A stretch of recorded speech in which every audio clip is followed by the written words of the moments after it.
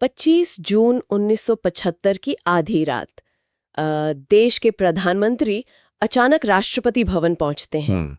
कुछ ही मिनटों के भीतर एक कागज पर हस्ताक्षर किए जाते हैं और मतलब उस एक हस्ताक्षर ने पूरे देश का इतिहास बदल कर रख दिया। बिल्कुल, राष्ट्रीय आपातकाल लागू हो चुका था। हाँ, अक्सर जब हम राष्ट्रपति के पद के बारे में सोचते हैं ना, तो दिमाग में 26 जनवरी की परेड, वो बग्घी की सवारी और एक बेहद शांत गरिमामयी व्यक्तित्व की तस्वीर ही उभरती है। सही कहा आपने।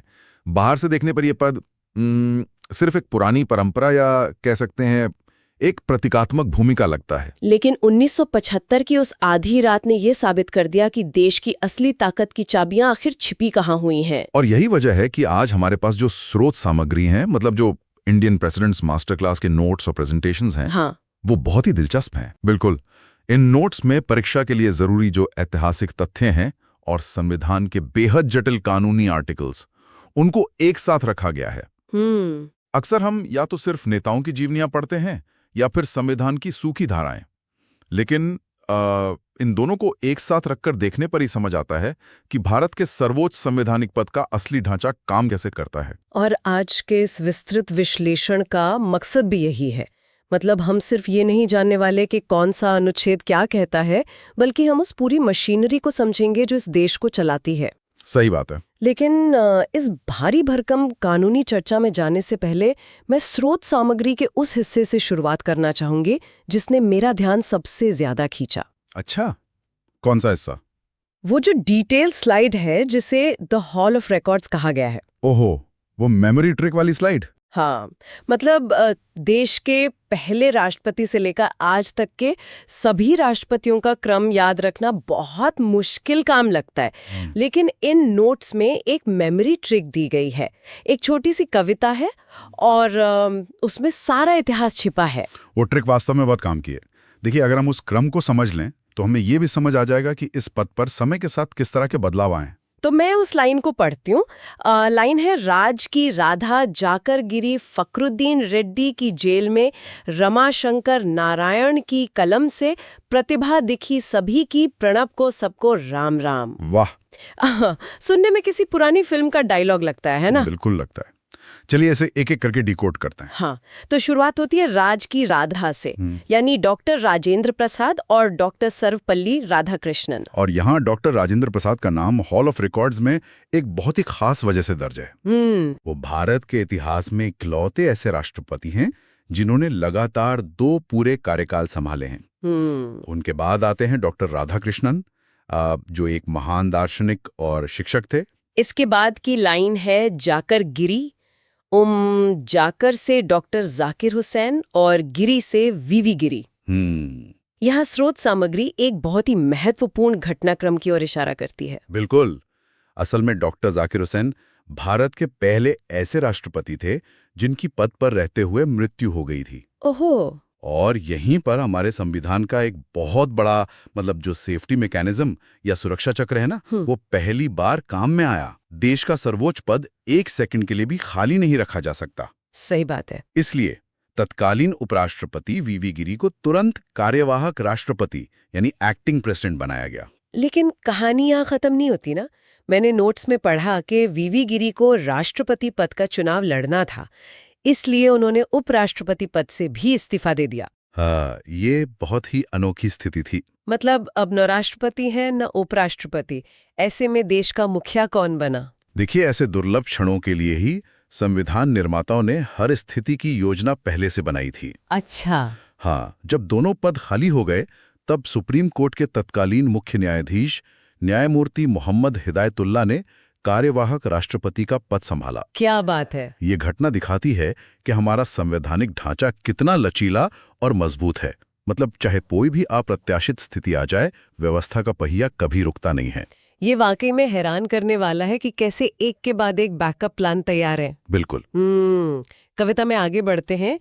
फखरुद्दीन रेड्डी की जेल में, यानी फखरुद्दीन अली अहमद, नीलम संजीव रेड्डी और जेल से ज्ञानी जैल सिंह। यहाँ भी हॉल ऑफ रिकॉर्ड्स हमें रुकने पर मजबूर करता है। फखरुद्दीन अली अहमद दूसरे ऐसे राष्ट्रपति थे जिनका पद पर रहते हुए निधन हुआ। और तब बीडी जत्ती कार्यवाहक राष्ट्रपति बने। एकदम सही।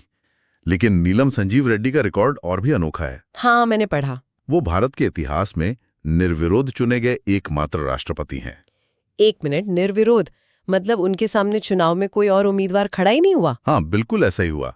आमतौर पर राष्ट्रपति चुनाव में हमेशा विपक्ष अपना उम्मीदवार उतारता है, लेकिन नीलम संजीव रेड्डी के समय राजनीतिक दलों के बीच एक ऐसी आम सहमति बनी कि किसी ने उनके खिलाफ पर्चा ही नहीं भरा।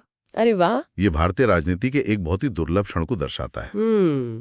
इसके बाद की लाइन है रमा शंकर नारायण की कलम से।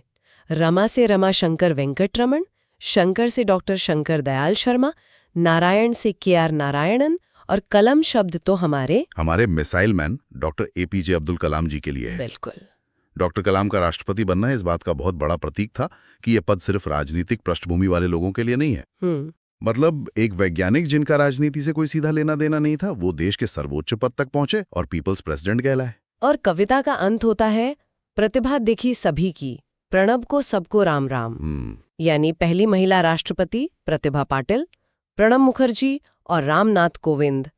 इस ट्रिक में भले ही अंतिम नाम रामनाथ कोविंद जी का है, लेकिन हमारे नोट्स वर्तमान राष्ट्रपति द्रौपदी मुर्मू जी तक की जानकारी देते हैं, जो देश की पहली आदिवासी महिला राष्ट्रपति हैं। हाँ, इस पूरी सूची को देखकर एक बात जो मेरे लिए बहुत स्पष्ट होती है वो ये है कि ये सिर्फ नामों की लिस्ट नहीं है। तो क्या है? ये भारत के लोकतंत्र के विकास की एक जीती जागती टाइमलाइन है। मैं पूरी तरह सहमत हूं।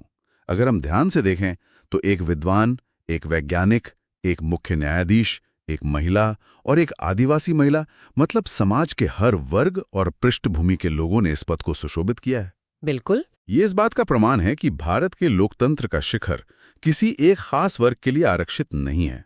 तो ये तो बात हुई उन लोगों की जो इस कुर्सी पर बैठे। हाँ। लेकिन अब सवाल ये उठता है कि जब कोई व्यक्ति इस कुर्सी पर बैठता है तो उसके हाथ में असल में क्या ताकत आती है? ये बहुत जरूरी सवाल है। स्रोत सामग्री हमें व्यक्तियों से आगे ले जाकर सीधे संविधान के अनुच्छेदों यानी आर्टिकल्स में उतार देती है। आर्टिकल 52 कहता है कि भारत का एक राष्ट्रपति होगा और आर्टिकल 53 कहता है कि संघ की कार्यपालिका शक्ति राष्ट्रपति में निहित होगी। संघ की कार्यपालिका शक्ति को अगर हम सरल भाषा में समझें तो इसका मतलब है देश को चलाने की ताकत। अच्छा। देखिए, सरकार जो भी फैसले लेती है, नीतियां बनाती है या रोजमर्रा का प्रशासन चलाती है, वो सब तकनीकी रूप से राष्ट्रपति की शक्ति का ही उपयोग है। अगर हम इसे किसी कंपनी के उदाहरण से समझें तो क्या ये कहना सही होगा कि राष्ट्रपति उस बड़ी कंपनी यानी भारत देश के चेयरमैन है? बहुत ही दिलचस्प तुलना है। मतलब कंपनी में रोजमर्रा के सारे काम देखने के लिए एक CEO होता है जिसे हम प्रधानमंत्री मान सकते हैं, लेकिन वो CEO जो भी बड़े फैसले लेता है, जो भी नियुक्तियां करता है, वो सब चेयरमैन के नाम से ही होती हैं। ये तुलना काफी हद तक उस ढांचे को स्पष्ट कर देती है। हाँ। हमारे नोट्स में नियुक्तियों यानी अपॉइंटमेंट्स की एक बहुत लंबी सूची है। प्रधानमंत्री और उनकी पूरी मंत्रिपरिषद की नियुक्ति राष्ट्रपति ही करते हैं। बाप रे, इतनी सारी नियुक्तियां! अरे और सुनिए, राज्यों के राज्यपाल, मुख्य चुनाव आयुक्त, सुप्रीम कोर्ट और हाई कोर्ट के जज और भारत के नियंत्रक एवं महालेखा परीक्षक यानी जिसे हम कैग कहते हैं, इन सब की नियुक्ति भी राष्ट्रपति के हस्ताक्षर से ही होती है। यहीं पर मुझे एक बात समझनी है।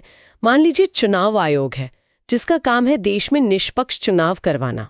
हाँ। या कैग है जिसका काम है सरकार के खर्चों का ऑडिट करना, मतलब ये देखना कि सरकार ने पैसा सही जगह खर्च किया या नहीं। बिल्कुल। तो अगर इन अधिकारियों की नियुक्ति सीधे तौर पर प्रधानमंत्री या उनकी सरकार करती तो क्या ये ऐसा नहीं होता कि कोई छात्र अपनी परीक्षा की कॉपी खुद ही चेक कर रहा है? क्या बात है, बहुत सटीक उदाहरण दिया आपने।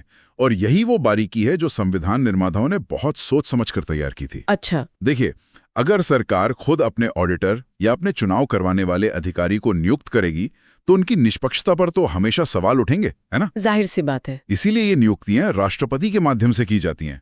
राष्ट्रपति किसी एक राजनीतिक दल के नहीं होते, वे पूरे गणराज्य के मुखिया होते हैं। जब कैग या चुनाव आयुक्त को राष्ट्रपति नियुक्त करते हैं तो उन्हें एक संवैधानिक सुरक्षा मिल जाती है। मतलब वो निडर होकर काम कर सकते हैं। बिल्कुल, वे बिना किसी राजनीतिक दबाव के अपना काम कर सकते हैं, क्योंकि उन्हें हटाने की प्रक्रिया भी बहुत जटिल होती है। ये पूरी राज्य मशीनरी को तटस्थ रखने का एक तरीका है। और ये बात सिर्फ देश की सीमाओं के भीतर तक सीमित नहीं है। हाँ। नोट्स में कूटनीति या डिप्लोमेसी का भी जिक्र है। ये बहुत दिलचस्प है कि अंतर्राष्ट्रीय स्तर पर भारत जो भी संधियां या अग्रीमेंट करता है वो सब राष्ट्रपति के नाम पर ही होते हैं। सही कहा। जो हमारे राजदूत दूसरे देशों में जाते हैं तो वो राष्ट्रपति के प्रतिनिधि बनकर जाते हैं। असल में अंतर्राष्ट्रीय कानून में हमेशा हेड ऑफ स्टेट यानी राज्य के मुखिया को ही संप्रभुता का प्रतीक माना जाता है। प्रधानमंत्री सरकार के मुखिया हो सकते हैं, लेकिन देश का चेहरा दुनिया के सामने राष्ट्रपति ही होते हैं। तो ये तो हुई नियुक्तियों और विदेशी मामलों की बात।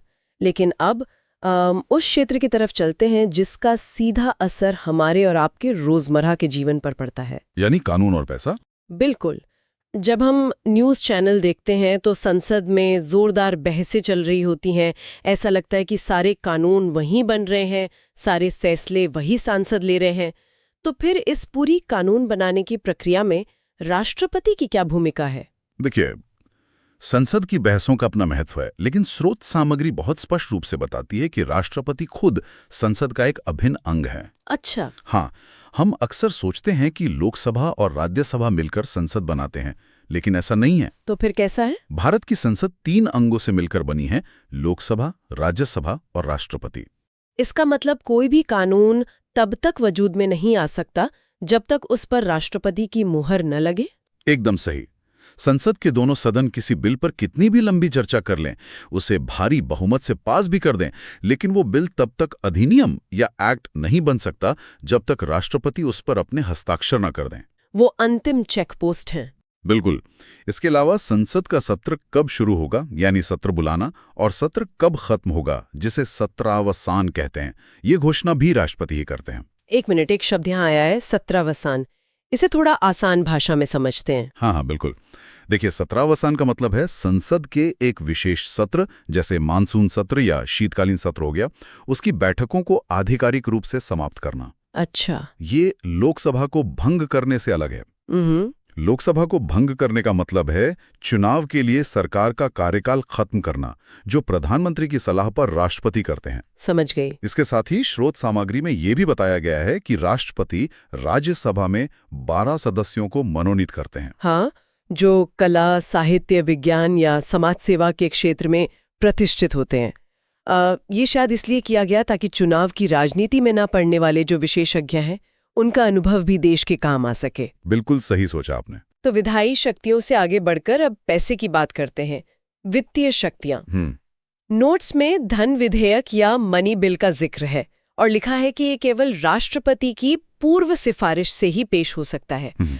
ये पूर्व सिफारिश क्यों जरूरी है? इसे समझने के लिए हमें कॉन्सोलिडेटेड फंड ऑफ इंडिया यानी भारत की संचित निधि को समझना होगा। ये क्या होता है? ये देश का मुख्य खजाना है जिसमें हमारा और आपका दिया हुआ सारा टैक्स जमा होता है। अच्छा, मतलब सारा पैसा वहीं जाता है। हाँ, और सरकार को इस खजाने में से एक भी रुपया निकालने के लिए संसद की मंजूरी चाहिए होती है और इसी के लिए धन विधेयक लाया जाता है।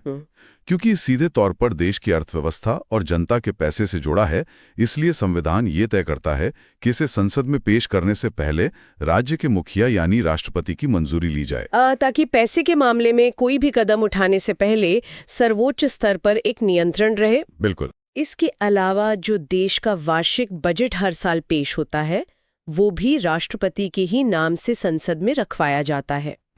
यहाँ तक तो ऐसा लग रहा है कि सामान्य दिनों में भी राष्ट्रपति की भूमिका बहुत गहरी है। हाँ, है ना? लेकिन स्रोत सामग्री हमें कहानी के एक ऐसे हिस्से में ले जाती है जो सामान्य नहीं है, जो असाधारण है, यानी संकट का समय। देखिए, जब सब कुछ ठीक चल रहा हो तब व्यवस्था को चलाना आसान होता है। लेकिन असली परीक्षा तब होती है जब कोई बड़ा संकट आ जाए, और यही वो जगह है जहां राष्ट्रपति की संकट मोचक की भूमिका शुरू होती है। बिल्कुल। इसमें सबसे चर्चित शक्ति है अध्यादेश या ऑर्डिनेंस जारी करना, जिसका जिक्र आर्टिकल 123 में है। रुकिए, यहाँ मुझे एक बड़ी दिक्कत नजर आ रही है। क्या हुआ? हम बार बार कहते हैं कि भारत एक लोकतंत्र है जहां कानून बनाने का अधिकार उन सांसदों को है जिन्हें जनता ने वोट देकर चुना है। हाँ, सही बात है। इसे बाईपास करने का शॉर्टकट नहीं है। मतलब क्या ये लोकतांत्रिक ढांचे के लिए खतरनाक शक्ति नहीं है? आपकी ये चिंता बहुत स्वाभाविक है और पहली नजर में ये एक तानाशाही शक्ति जैसी लग भी सकती है ना? लेकिन संविधान निर्माताओं ने इसे शॉर्टकट के तौर पर नहीं, बल्कि एक सेफ्टी वॉल्व के तौर पर रखा था। वो कैसे? मान लीजिए देश के सामने अचानक कोई ऐसा संकट आ गया जिसके लिए तुरंत एक नए कानून की जरूरत है, लेकिन संसद का सत्र नहीं चल रहा है। अब सांसदों को पूरे देश से दिल्ली बुलाने और बहस करने में हफ्तों लग सकते हैं, संकट तो इंतजार नहीं करेगा ना। हाँ, ये बात तो है। ऐसे तत्काल समय के लिए अध्यादेश का प्रावधान है। वो तरतरशीत है, लेकिन उस अध्यादेश पर कोई ना कोई रोक टोक या सीमा तो होनी ही चाहिए, वरना तो कोई भी सरकार संसद का सामना करने से बचने के लिए सिर्फ अध्यादेश से ही देश चलाने लगेगी। और वो सीमा बहुत सख्ती से लागू है। अच्छा। जी, स्रोत सामग्री में स्पष्ट लिखा है कि जैसे ही संसद का अगला सत्र शुरू होगा, उसके 6 सप्ताह के भीतर उस अध्यादेश को संसद में पेश करके पास करवाना अनिवार्य है। अगर संसद उसे 6 सप्ताह के अंदर मंजूरी नहीं देती तो वो अध्यादेश अपने आप रद्द हो जाएगा, खत्म हो जाएगा। तो मतलब अंतिम मोहर तो जनता के चुने हुए प्रतिनिधियों को ही लगानी होगी। बिल्कुल, शक्ति घूम फिर कर वापस संसद के पास ही आ जाती है। ये एक बहुत बड़ी राहत की बात है कि 6 सप्ताह की ये एक्सपायरी डेट सुनिश्चित करती है कि लोकतंत्र को दरकिनार नहीं किया जा सकता। हाँ। संकट के समय की बात हो रही है तो सबसे बड़े संकट यानी युद्ध का जिक्र करना भी जरूरी है।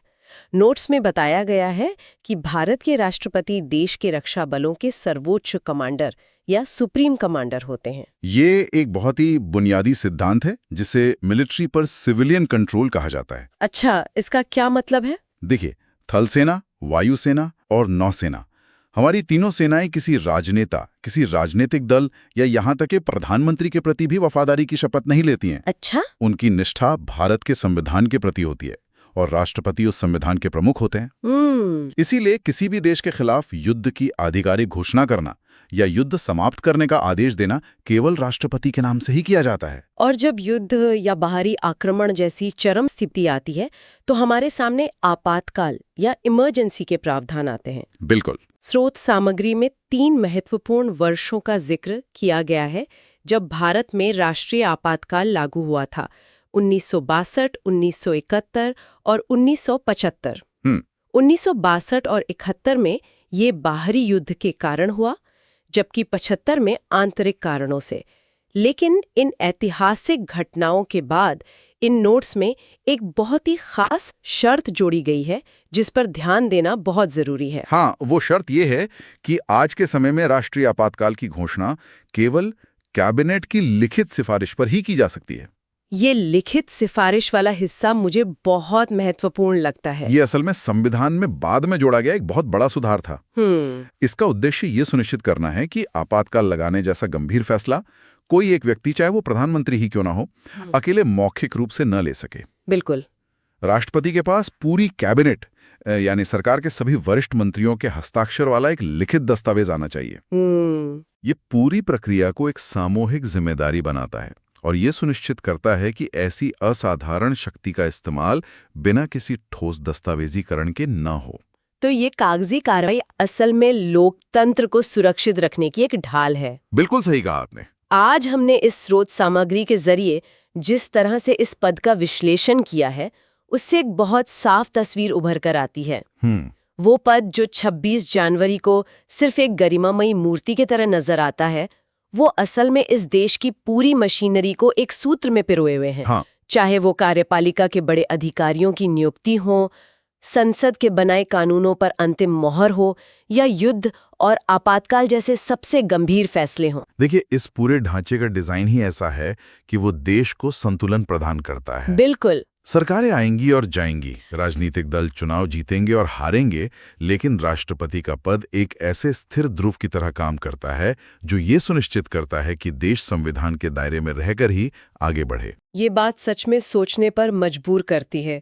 तो इस चर्चा को हम एक ऐसे विचार के साथ छोड़ते हैं जिस पर सुनने वाले खुद गहराई से विचार कर सकें। बिल्कुल। आज हमने देखा कि शांति के समय जो राष्ट्रपति पद सिर्फ एक मार्गदर्शक या किसी बड़ी कंपनी के औपचारिक चेयरमैन जैसा लगता है, संकट के समय उसका स्वरूप कितनी तेजी से बदल जाता है। जब देश पर युद्ध का खतरा हो या जब संसद काम करने की स्थिति में ना हो, तो ये शांत दिखने वाला पद अचानक देश का सबसे शक्तिशाली पद बन जाता है। सही बात है। जो सामान्य दिनों में सिर्फ संविधान का पालन करवाता है, वो आपात स्थिति में पूरे देश का रक्षक बनकर सामने आता है, बाहर से शांत लेकिन अंदर से असीमित शक्तियों को समेटे हुए। क्या बात है। भारत के लोकतंत्र की इस सबसे खूबसूरत पहेली के बारे में सोचिएगा जरूर। आज के इस विश्लेषण में बस इतना ही।